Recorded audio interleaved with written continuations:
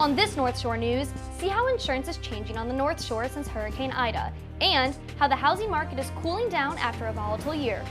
Also ahead, crime is on the rise on the North Shore. We have some tips on how to stay safe and how the Hammond police are training to keep you safe.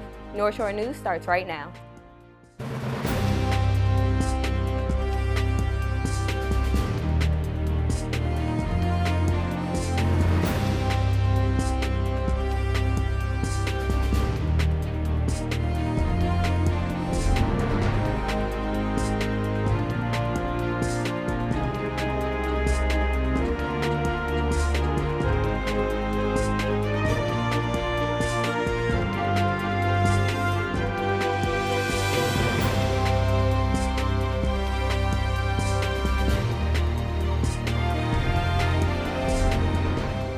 Hello and welcome to North Shore News. I'm Sequoia Bodie. And I'm Taylor Nettle. A little over a year ago, Hurricane Ida, a strong Category 4 storm, tore through Louisiana. Since then, many insurance companies have declared bankruptcy or started to drop policyholders, leaving many homeowners stranded right before the latest hurricane season. Reporter Tristan Turner takes a look at this growing problem. The storm is a life-threatening storm. Governor Edwards, an old friend, has characterized it as one of the strongest hurricanes, the strongest in Louisiana history since 1850. And its devastation is likely to be immense. We shouldn't kid ourselves. On August 29th, the 16th anniversary of Hurricane Katrina, Hurricane Ida made landfall, leaving $18 billion worth of damages in the state alone. These kinds of massive financial losses caused several insurance companies to fail, leaving numerous Louisiana residents without homeowners insurance right before hurricane season. My insurance agent had already gotten things in line to get me with another insurance carrier. It was almost twice the rate of what I was paying, but I know a lot of people are just not, a lot of insurance companies aren't accepting new clients at all until after hurricane season. Insurance companies couldn't stay afloat after the hurricane season because their assets weren't equal to the amount of reinsurance that was purchased to cover the claims submitted by policyholders. Reinsurance is a very complicated issue to explain, but essentially it's insurance that insurance companies purchase for themselves, so that whenever a hurricane or a major disaster hits, the insurance company actually uses the money that they are paying for from the reinsurance company to cover those losses. So the insurance company doesn't directly pay for the claims that come in after a hurricane. Their reinsurance company pays for that, and they pay the reinsurance company a premium, kind of like we pay an insurance company a premium in order to be covered for those types of losses. Senator Joseph Bowie introduced a bill that requires companies to have at least $10 million in assets in order to operate in the state. Formerly, the amount was only $3 million.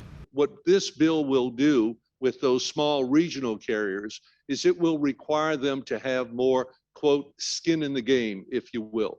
And therefore, with $10 million of their money on the table instead of $3 million, they'll be making much more conservative, I hope, and I believe, purchases of reinsurance for their risk.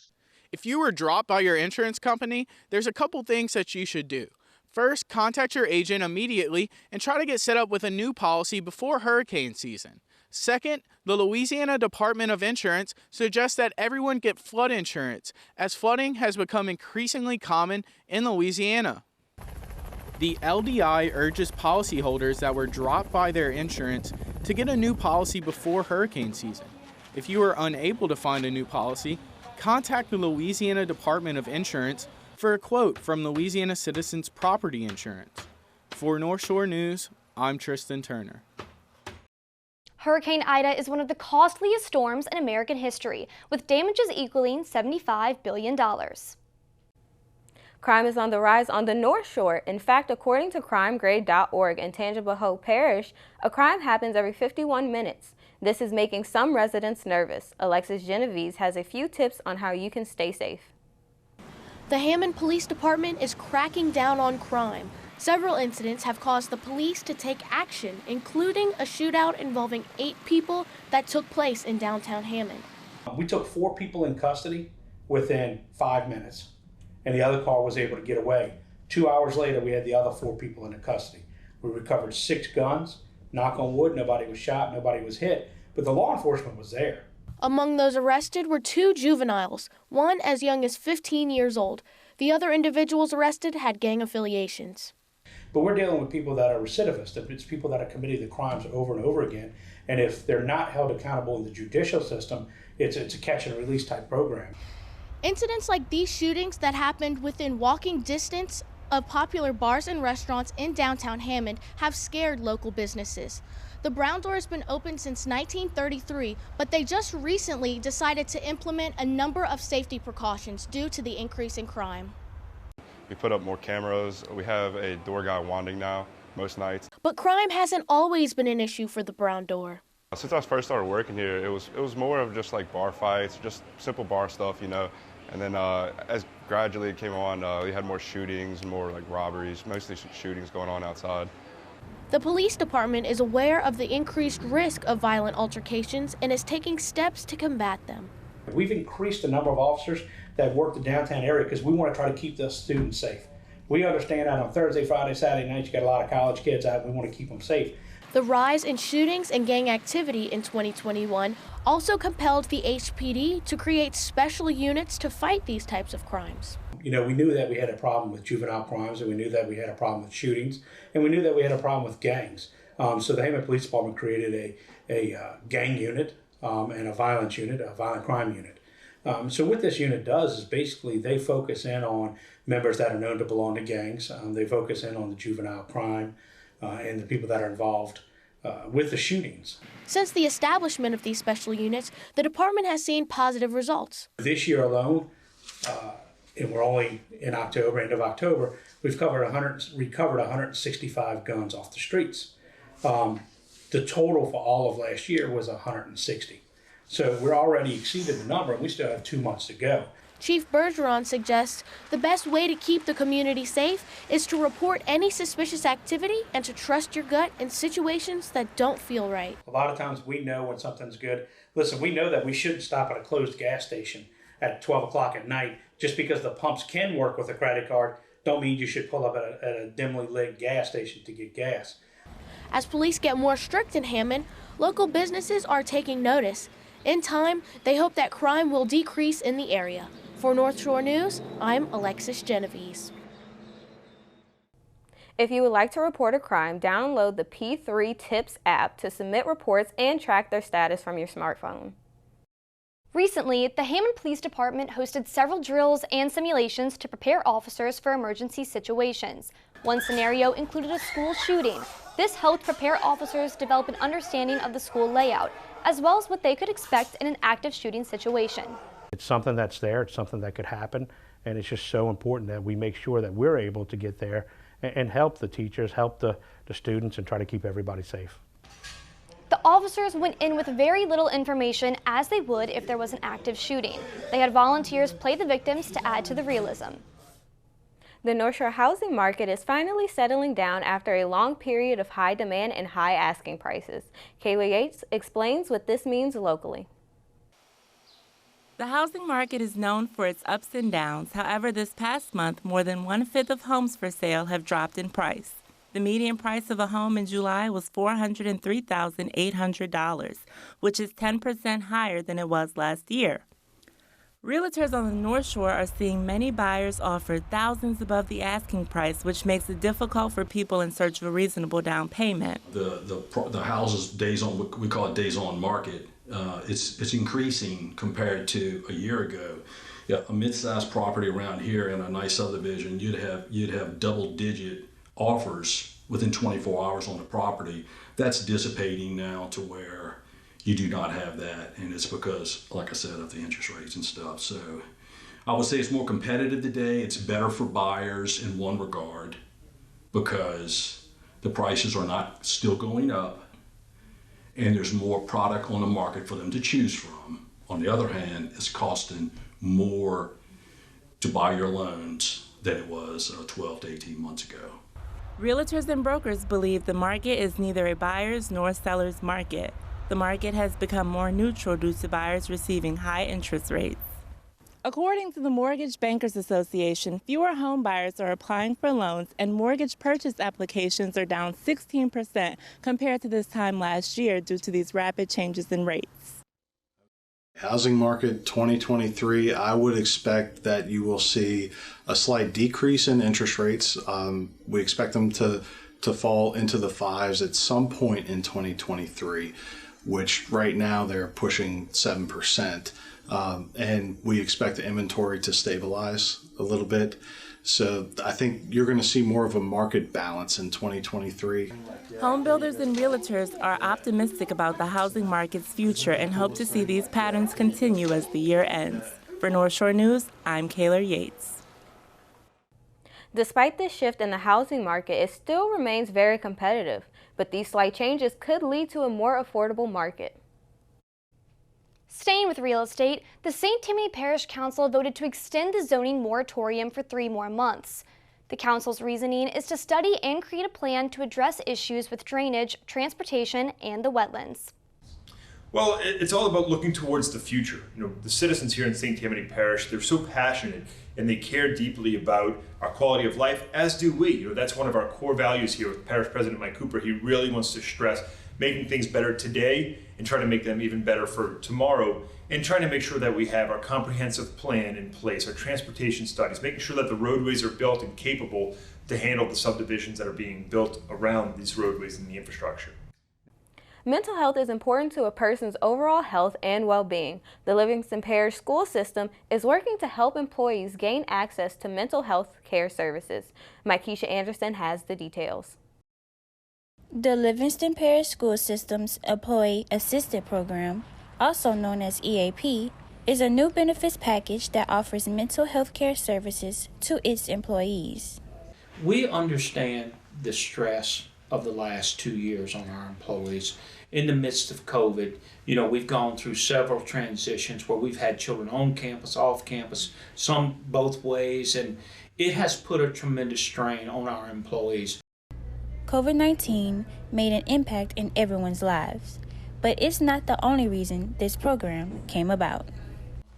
You know, we have young people who are facing challenges today that they've never faced before, and we need to do something to try to help them get through that. Superintendent Joe Murphy says that there are 27,000 students and 4,000 employees in the Livingston Parish Public Schools. This makes it vital that all employees have mental health resources available to them. By providing mental health services, Livingston Parish Schools hope to improve relationships between teachers and their students.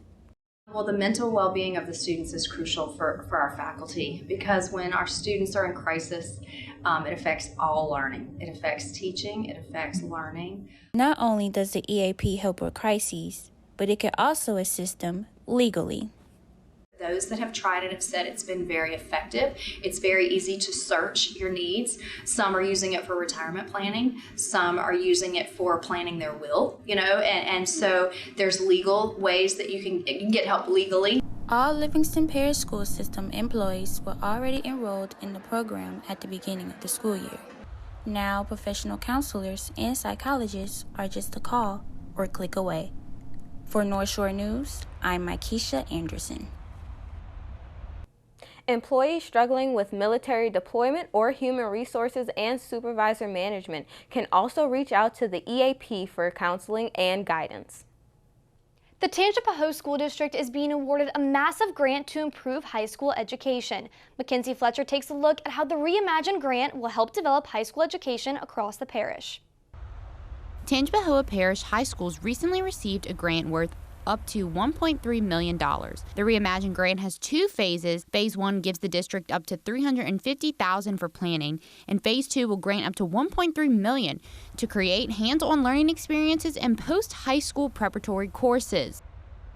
We will have an advanced college and career magnet center in the center of our district where all the juniors and seniors in our parish can come to for advanced courses like AP, dual enrollment with our dual enrollment partners, credentialing courses that lead to an advanced credential.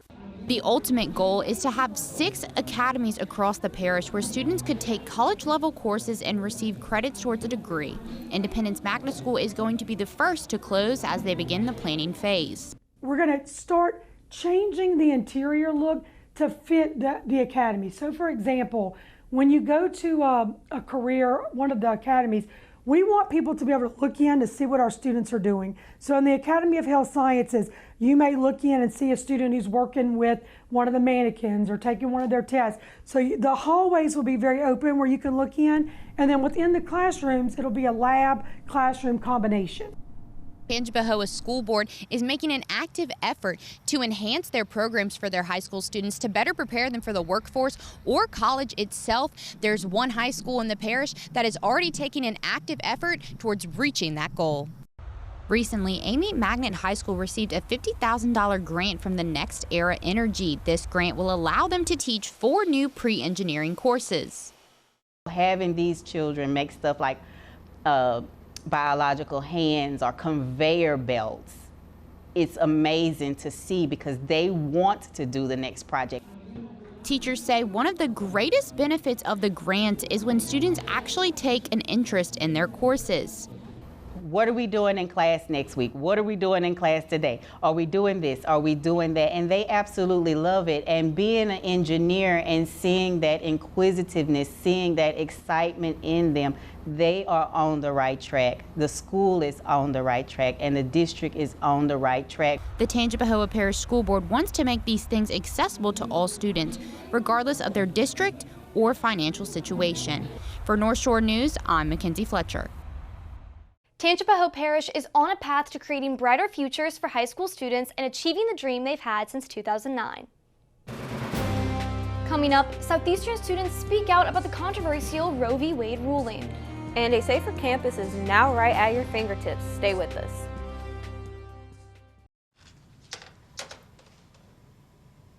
Wow, these are really good. You act surprised.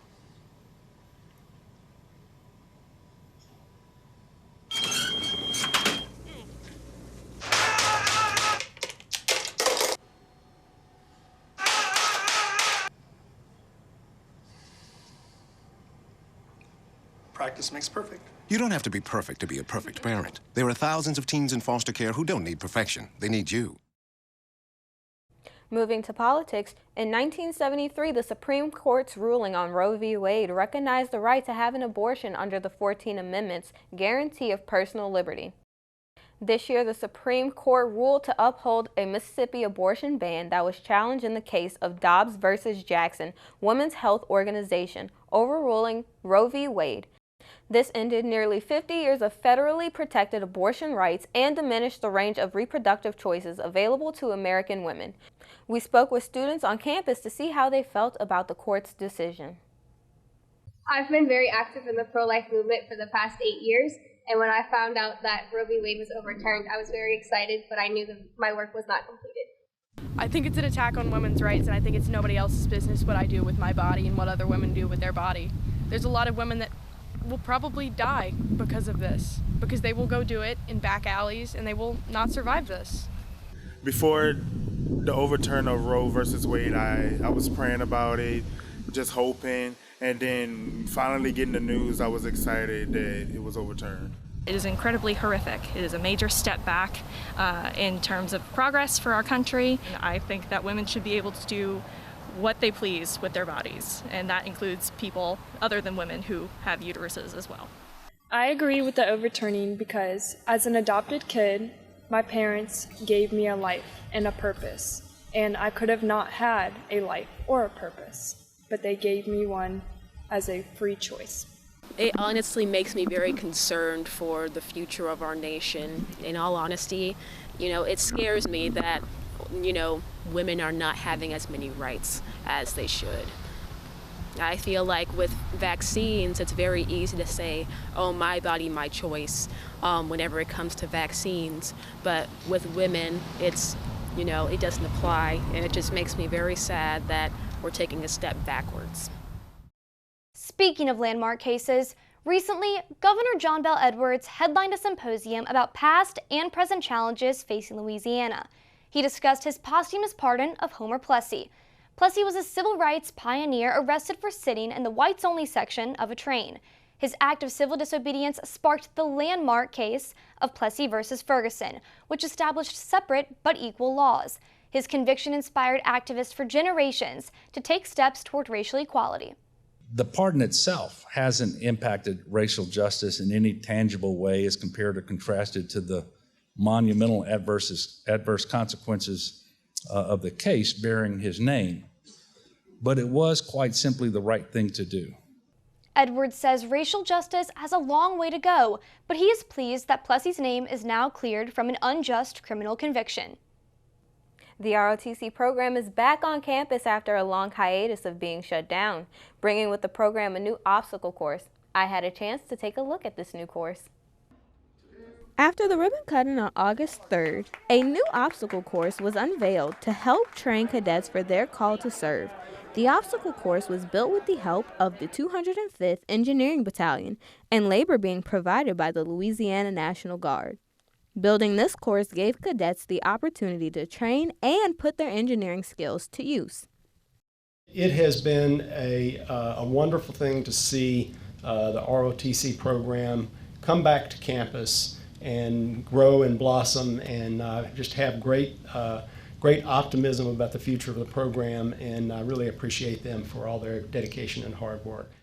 The ROTC program was brought to Southeastern as a satellite program for Southeastern, taking in sophomores, freshmen, and juniors, teaching them solely on campus. The program prevented students from having to dual enroll, which cut down on the commute time for many. This gave cadets the resources that they needed in their area. The fact that the students of Southeastern don't have to drive the hour plus that it takes to get to Baton Rouge or New Orleans in order to train with ROTC program in Baton Rouge or New Orleans. It allows us to not only keep our students here at Southeastern, but it also allows the students to stay in ROTC and pursue what they love. Southeastern's ROTC program is up and running again after a donation from Rob and Lisa Dugas helped build this obstacle course. Besides aiding in problem solving and physical fitness, this does add another layer of success to the organization. It's fun, it's interactive. It's a lot like what we went through at basic training in AIT, so it's realistic to what we're actually going to be doing. The battalions are taking off their gloves and putting on their uniforms, ready to run the course. Reporting for Northshore News, I'm Sequoia Lynn Bodie. The new obstacle course is located by the old soccer field next to the Human Resources Office and North Campus Sports Building. University police are debuting a new app for students. Haley Jefferson tells us how this app is expected to improve safety on campus. The fall 2022 semester underway, University Police just rolled out Lion Safe, a new campus safety app. The app has been in development for the past 2 years. Technology is always advancing, so as we realize or learn of certain things that we need to add into it, we will be doing so. Steve Beckner worked with both the university and Apple Armor to create this app. It features many safety tools for students to use around campus. The emergency contacts, where if you don't want to memorize the UPD's phone number, you just tap your phone a couple of times and it brings you straight there. It has our non-emergency line, so if you're not entirely sure if you need to be calling UPD, it gives you that option as well. Then there's the mobile blue lights, the friend walk, virtual walk home, and then there has other resources for emergency plans and support resources that the university offers itself. The Lion Safe app is simple and easy to use. Once you have it downloaded on your phone, you can open it in the case of any emergency. The mobile blue light feature is a supplement to the actual blue phone here behind me. In the case of an actual emergency, you'll open the app and click on the mobile blue light icon. And from there, it'll notify UPD of your emergency. The app also includes resources like campus maps and how to report a tip to UPD. It's great because we already have a safe campus, so it's been great to realize that our students are utilizing it to the best of their potential. I'm a senior now, and I've never really felt unsafe on campus, but knowing that there's an app now to get to me quicker, I feel a lot better. UPD recommends students download the app for quicker and easier access to UPD resources. For North Shore News, I'm Haley Jefferson.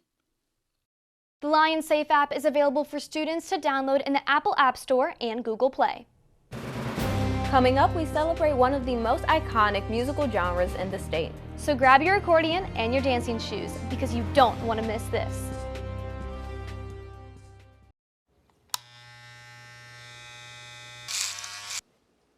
You've messed up your son's haircut. Mom? Do you A, try to fix it?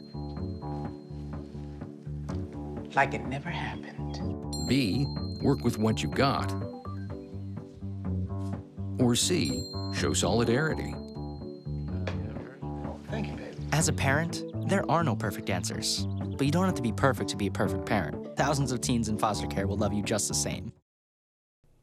Family and friends gather to celebrate Rockin' the Rails, a tribute to Zydeco music. Starring Grammy Award winner Simeon and the Zydeco Experience, the free event brings music and entertainment to Covington every Thursday in October. I love coming out to these events that they have at the Trailhead. They have them quite often. I've been coming for years with my family. It's always a great time. It's a great place for the community to come, get together, and enjoy a nice time. Sequoia, I don't know about you, but I know I love a good festival, and it sounds like they had a great one at the Trailhead. Well, you know, a good music festival never happens without the food, people, music, and great dancing. And it definitely sounds like they had some good Zydeco music, and I'm sure you could dance to that music all night long. But that'll do it for this edition of North Shore News. If you'd like to know more, please visit our website at thesoutheasternchannel.com. I'm Taylor Nettle. And I'm Sequoia Bodie. Thanks for watching.